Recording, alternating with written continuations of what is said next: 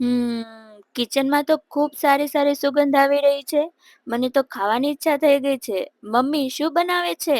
હા, તો આજની આપણી રેસીપી છે ખૂબ જ ટેસ્ટી અને બાળકોને ખૂબ જ પ્રિય એવું બટેકાની ચિપ્સનું શાક. તો વિલંબ ન કરતા ચાલો તેની શરૂઆત કરીએ.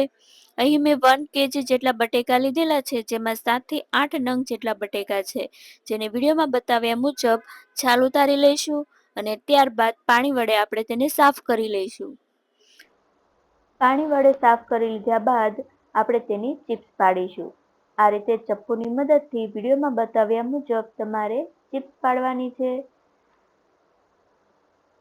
અને ચિપ્સ આપણી તૈયાર થઈ ગઈ છે.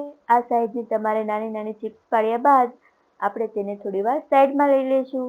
ગેસની ફ્લેમ ચાલુ કરી આપણે ઓઇલ ગરમ કરવા મૂકીશું. અહીં મેં 3 ટેબલસ્પૂન જેટલું ઓઇલ લીધેલું છે. ઓઇલ ગરમ થઈ ગયા બાદ 1/2 ટીસ્પૂન જેટલી રાઈ, 1/2 ટીસ્પૂન જેટલું જીરું એડ કર્યું છે, 1/4 ટીસ્પૂન જેટલી હિંગ, ત્યારબાદ થોડા કરી લીવ્સ એડ કરી આપણે પોટેટો ચિપ્સ એડ કરી દઈશું.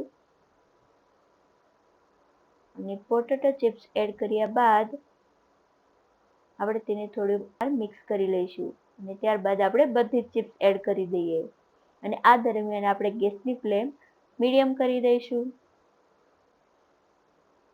હવે આપણે તેમાં 1/2 ટીસ્પૂન જેટલું મીઠું એડ કરી દઈએ અને આપણે તેને બરાબર મિક્સ કરી લઈએ.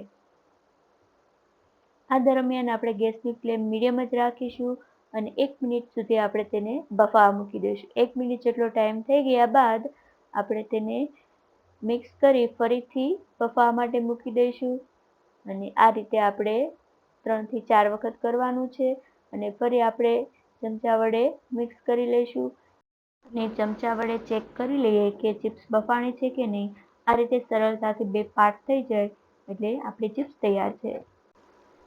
અહીં આપણે થોડા સિંગના દાણા લઈ તેને ક્રશ કરી લેવાના છે અને 3 ટેબલસ્પૂન જેટલા સિંગના દાણાનો ભૂકો આપણે ક્રશ કરેલા સિંગના દાણા આપણે એડ કરીશું અને 1/2 ટીસ્પૂન જેટલો ધાણા જીરું પાવડર, 1/2 ટીસ્પૂન જેટલો લાલ મરચું પાવડર, 1 ટીસ્પૂન જેટલી ખાંડ એડ કરીશું અને સાથે સાથે 1/4 ટીસ્પૂન જેટલો ગરમ મસાલો પણ એડ કરી દઈએ અને ત્યારબાદ આપણે ચમચા વડે તેને મિક્સ કરી લઈએ.